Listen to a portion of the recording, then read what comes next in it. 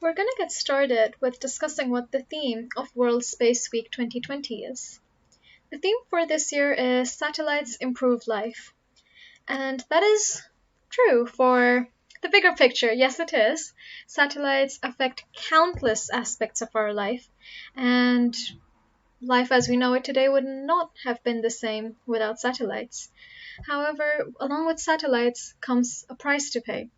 And that price is what I'm going to discuss with this talk on the Kessler Syndrome.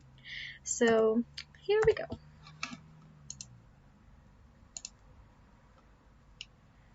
To start it off on a sort of lighter note, I thought I'd bring up something that maybe some sci-fi enthusiasts might find themselves being familiar with. One of them is the movie Gravity, which quite deeply deals with this aspect of space debris. It touches on a Russian satellite which creates a collision, and eventually there's a cascade of space debris all over, and it's just basically a dramatized version of that, and it did quite well in theaters, and it's quite a nice movie if you want to watch it at some point.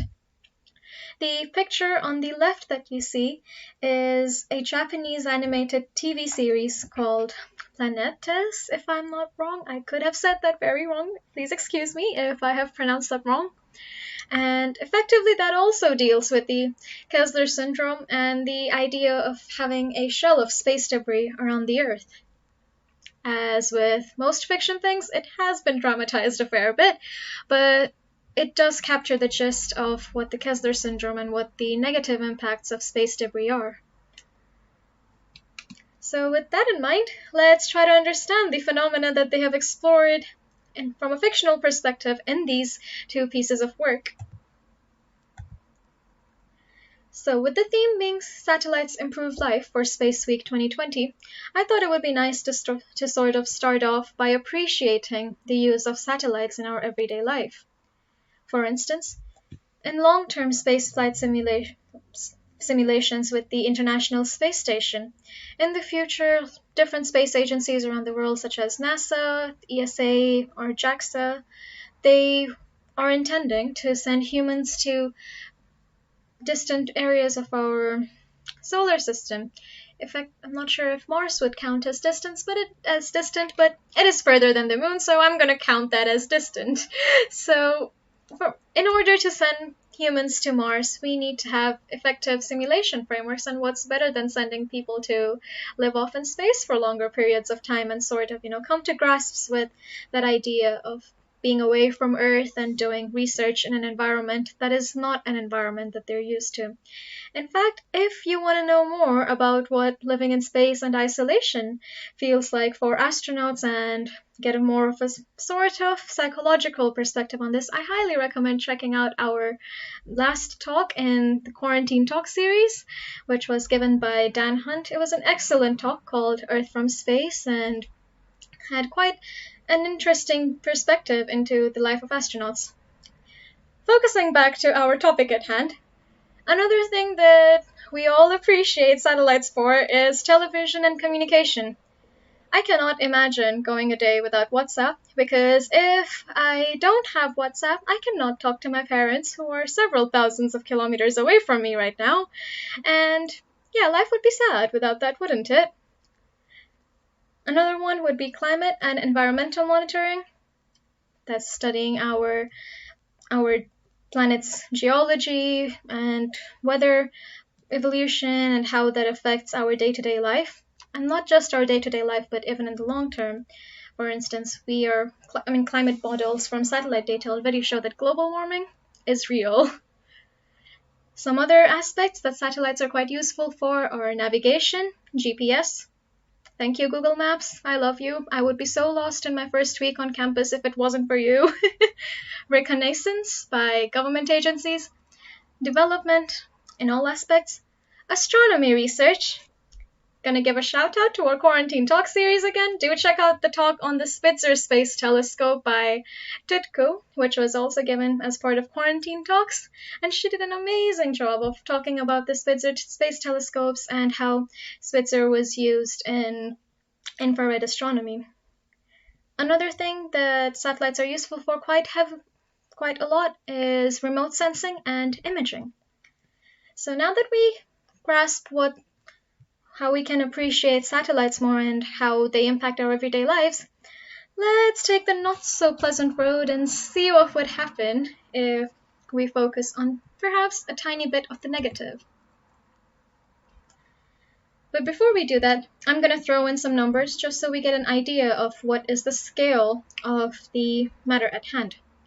In 2018, we launched 114 satellites into space. The next year, we launched 95.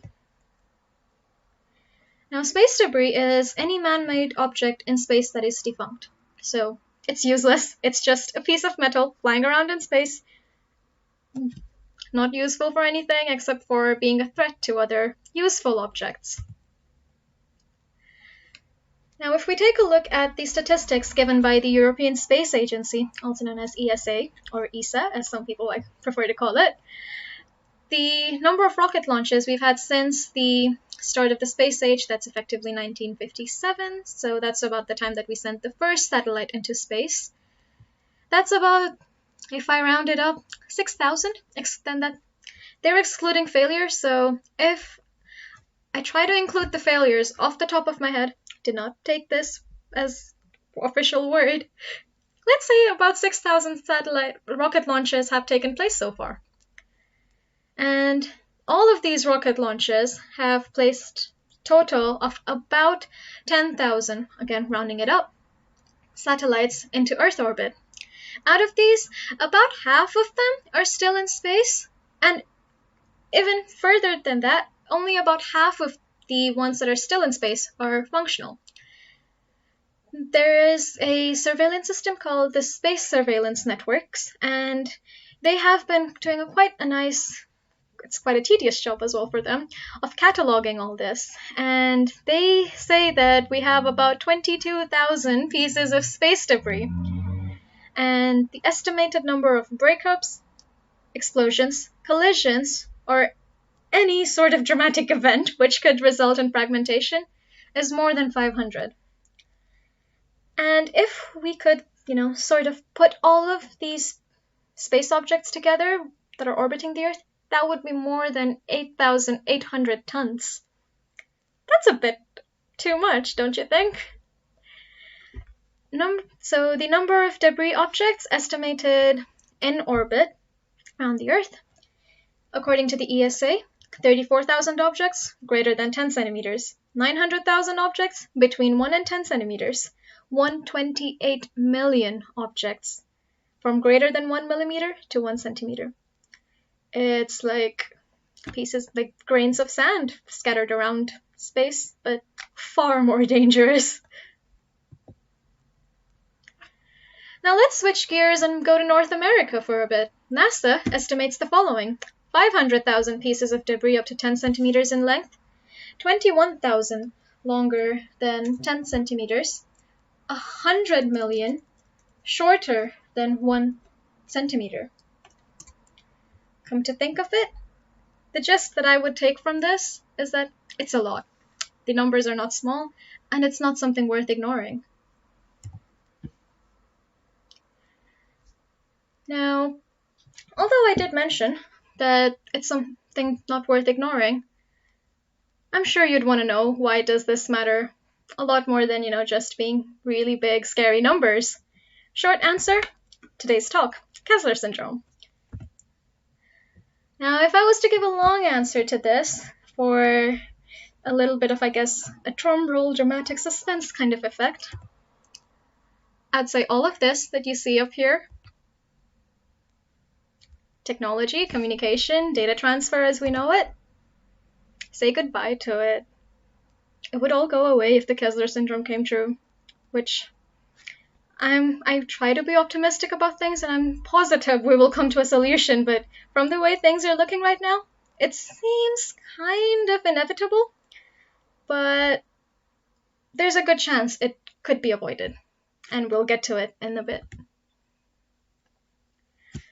If I was to represent the Kessler Syndrome in a picture, it would effectively look like this.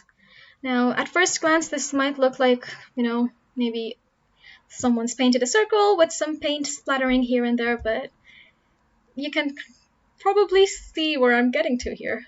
That circle is the Earth, and the splatters that you see, those are satellites orbiting the Earth. And when I was doing my research for this talk, I came across this really useful animation/video by Dr. Stuart Gray, who is a lecturer at UCL, University College of London. And he created this little animation or infographic, as I guess, to show how the amount of space debris around our Earth has increased from the first satellite launches back in the 1950s up until 2015. So let's have a look at this. I hope this works. So you can see that in 1957, 2 innocent little satellites orbiting the Earth. And as the years go by, well, I think you can see it quite for yourself, how dramatic it is.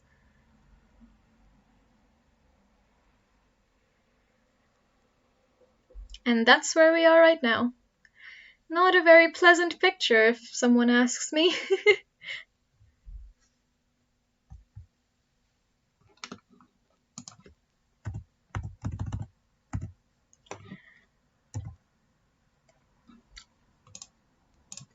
There we go.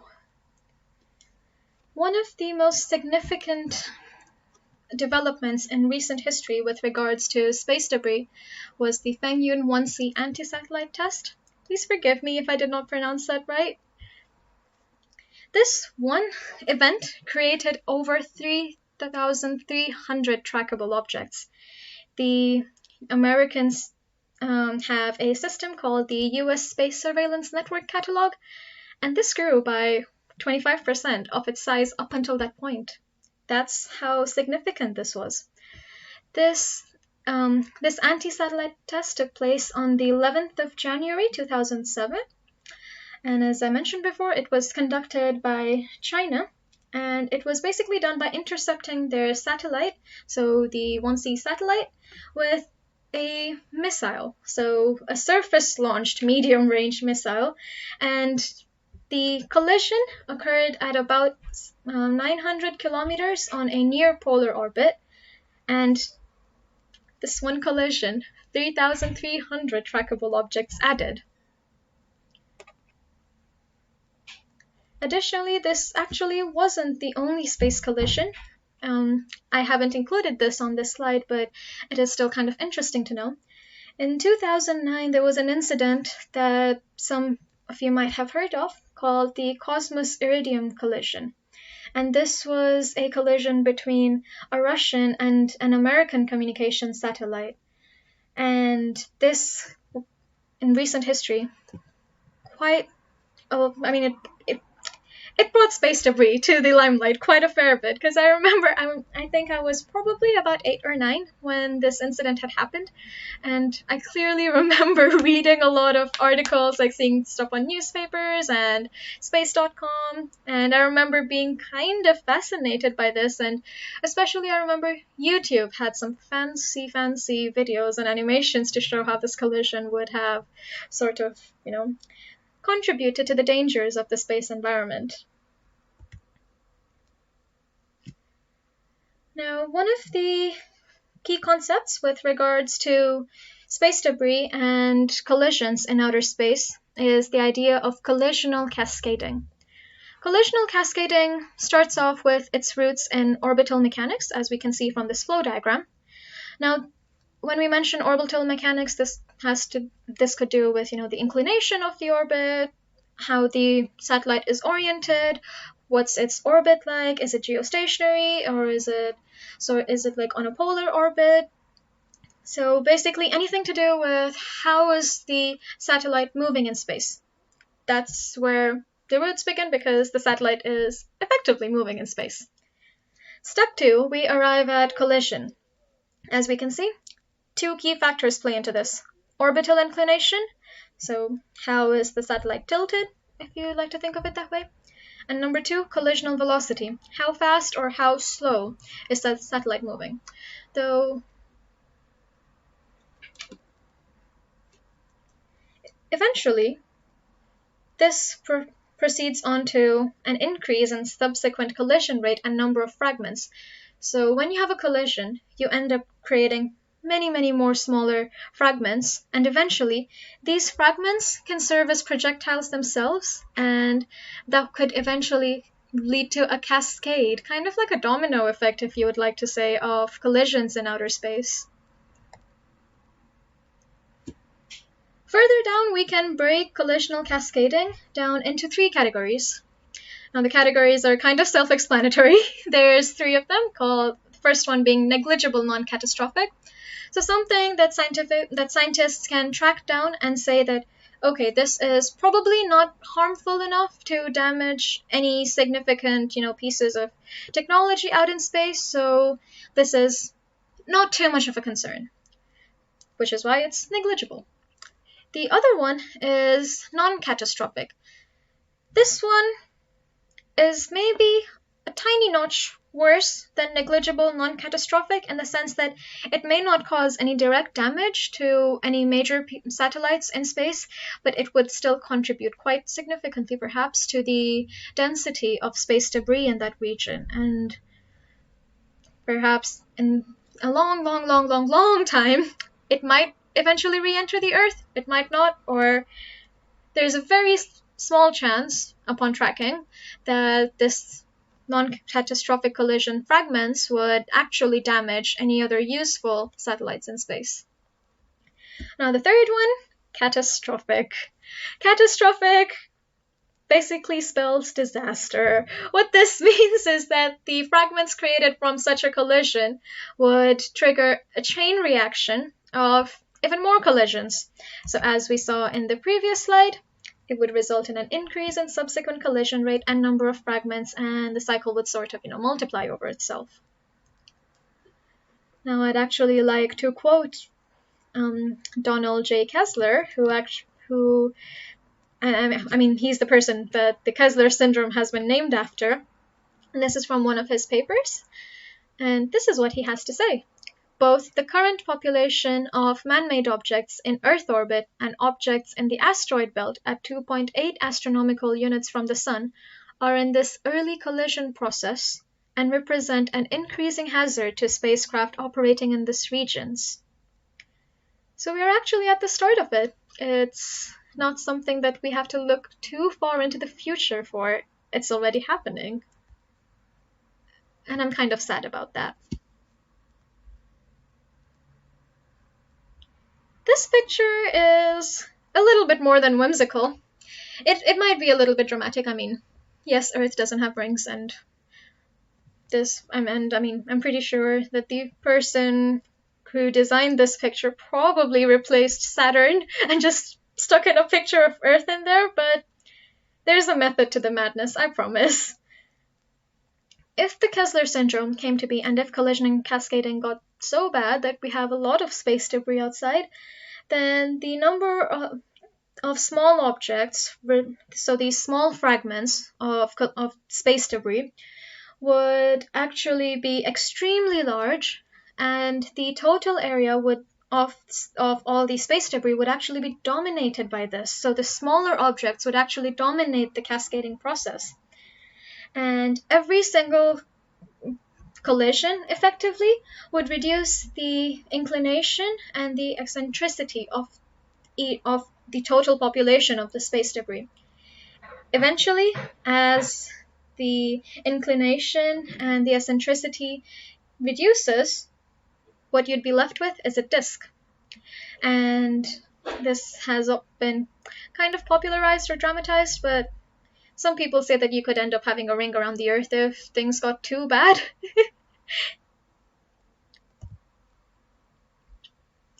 This useful graph shows the rate of increase of the number of objects in outer space. As we can see, roughly this follows a linear trend, and we can see how as the years go by, the number of objects seems to be steadily rising. Except for this sort of massive jump between 2006 and 2010, roughly. you can see that the total number of objects is shown by this line, whereas the fragmentation debris right here, and this is right about the time of the collisions that we discussed earlier. So my guess would be that this would actually have to do with the two collisions, like the Iridium collision and also the Fengyun 1C test. Spacecraft, as we can see, don't really contribute as significantly to space debris. It's still higher than the lowest ones, but it's not too bad. Mission-related debris sort of roughly, I would say, has stayed constant, although it seems to have increased very slightly. That's because many times when rockets are launched into space, they often have a form of re-entry, like they burn up in the upper atmosphere as they re-enter, and that doesn't cause too much debris to be left back in space. Similarly with rocket bodies as well. If we take a little more of a scientific turn to this, we can have quite a neat little look at this in the sense that it says that the engineering development should begin now because there is little uncertainty that it will be required. That's what Donald J. Kessler, the founder of the Kessler Syndrome, has to say. And that is quite a grim fact to accept, but engineering is all about ingenuity and coming up with solutions, innovative solutions to seemingly catastrophic problems. If you ask me, I am positive we can come up with a solution to the Kessler Syndrome not to the Kessler Syndrome, but to the space debris crisis, and we are going to discuss that in the next couple of slides. Now, if we take a closer look at this paper, I'm going to slightly diverge from our scientific topic and just maybe focus a little bit more on the logical side. This paper was published in 1991, as you can see with the red circle right there. That's about 20 years ago. Sorry, 30 years ago. So we've known that collisional cascading and space debris is an issue for quite a while. I mean, 30 years? Not a small amount of time, if you ask me.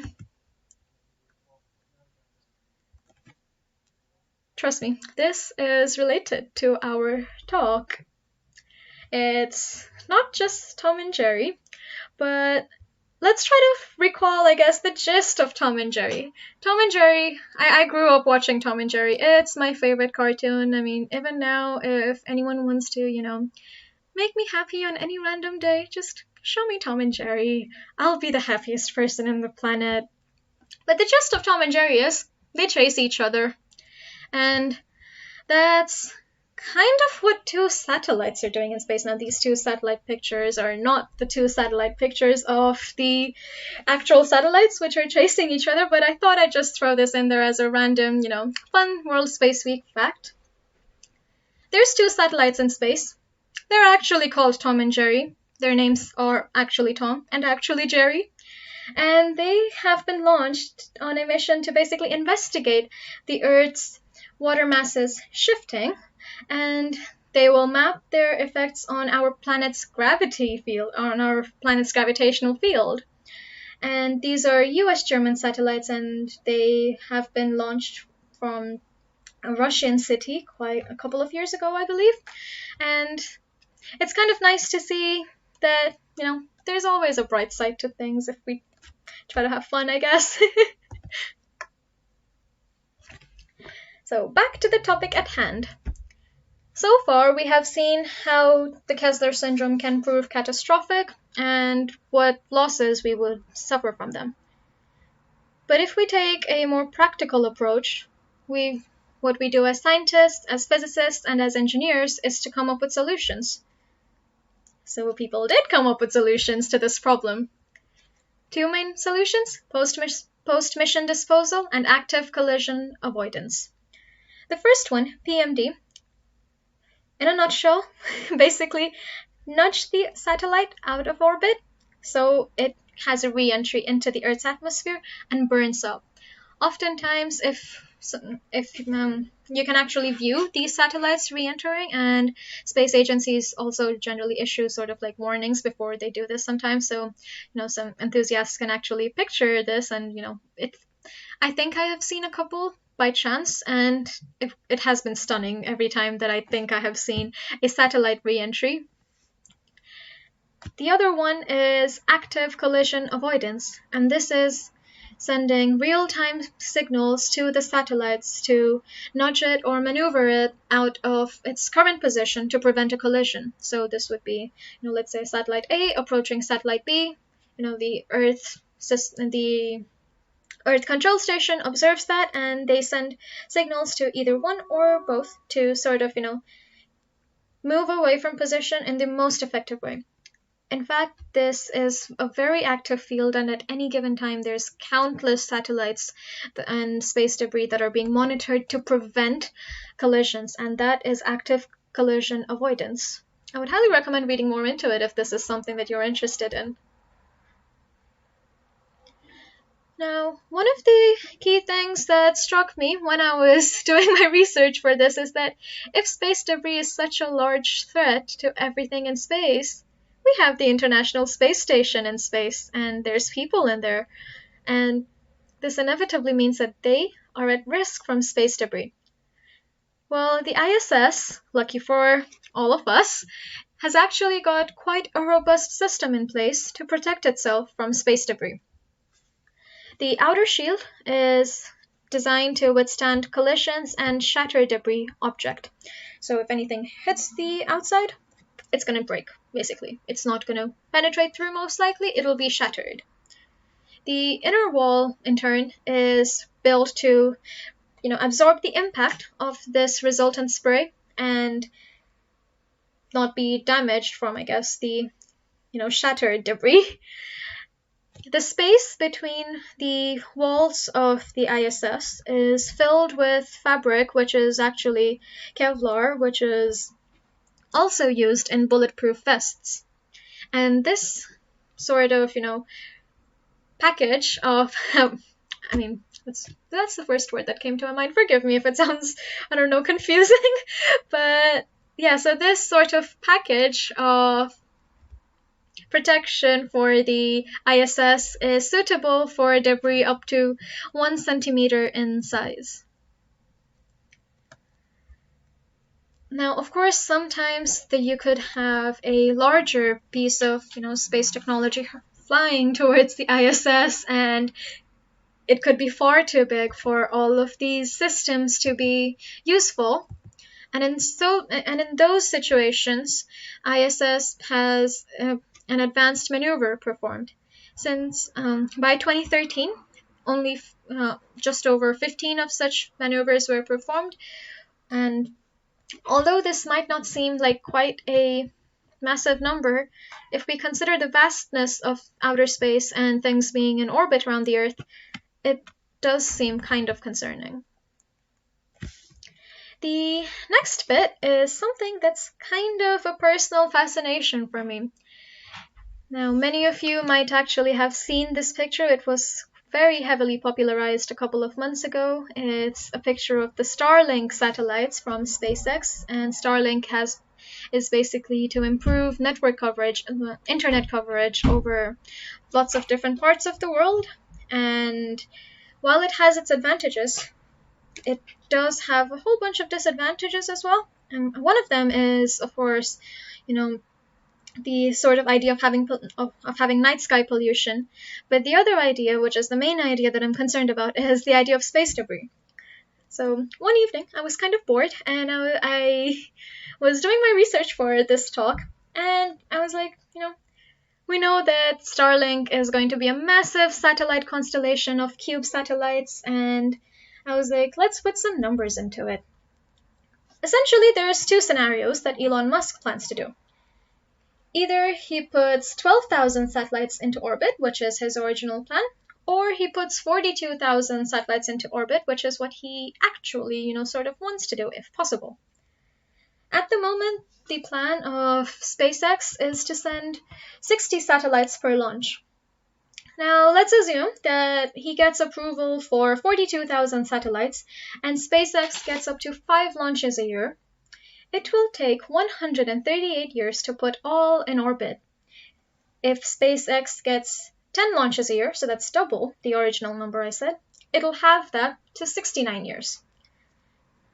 Now we all know that Elon Musk is a very smart man. I really appreciate his intelligence. And he would probably want to fit more satellites in a rocket launch.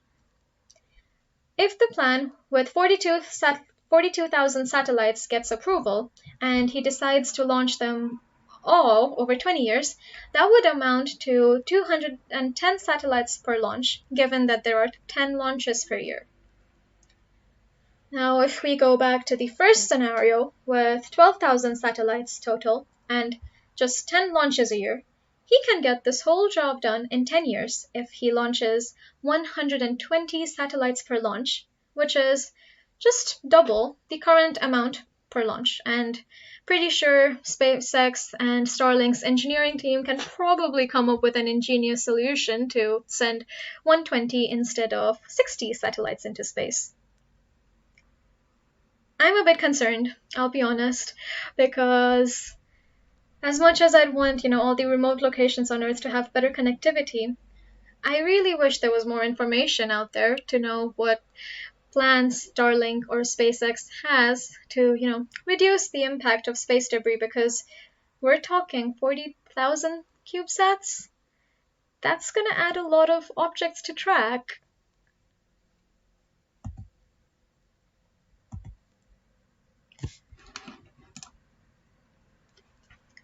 Now, as we come to a close for this talk, I thought I would probably leave some of the more enthusiastic members of audience with something that they could probably go on to do further in the future if they're interested in it.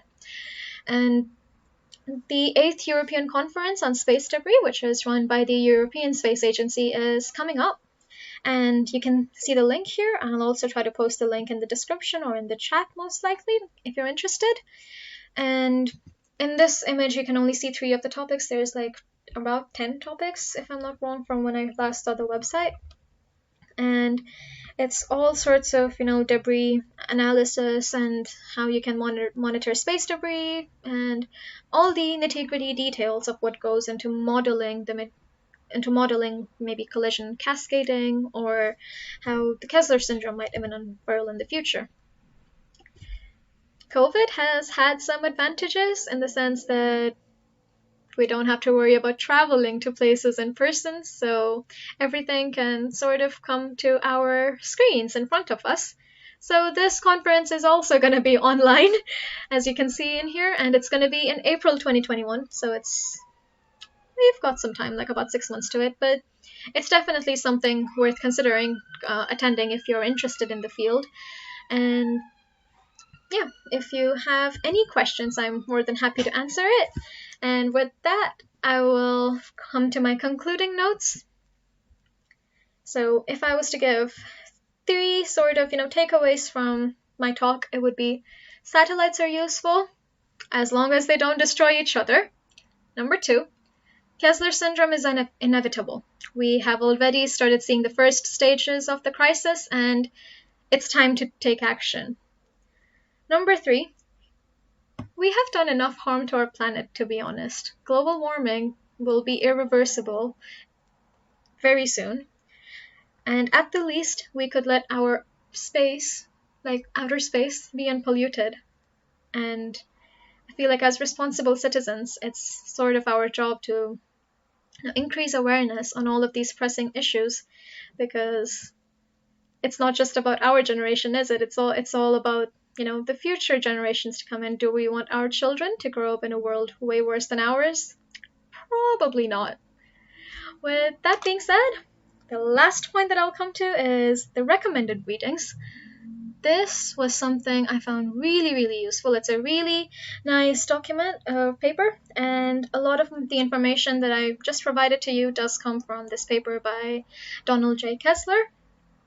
And the European Space Agency has also collected a nice little list of FAQs with regards to space debris, and they have nice statistics in there as well, so do give it a read if you're interested in this topic more. And that brings me to a close. Thank you very much for sticking around till the end, and I'm happy to answer any questions you have. Unfortunately, this is not a live talk. This is a pre-recorded talk as it is term time, and if this talk has gone live at 6 p.m., chances are I am walking home right now from campus because I just finished my classes. But do send me an email. I will be sure to leave my email address in the comments or in the description, or just send an email to AstroSoc's email address, which is astrosoc@guild.bham.ac.uk, and I will be happy to answer any questions you have or just to do any outreach work for science. I love science outreach. With that being said, good evening, everyone, and I look forward to seeing you at the remainder of our World Space Week events. Happy World Space Week, everyone!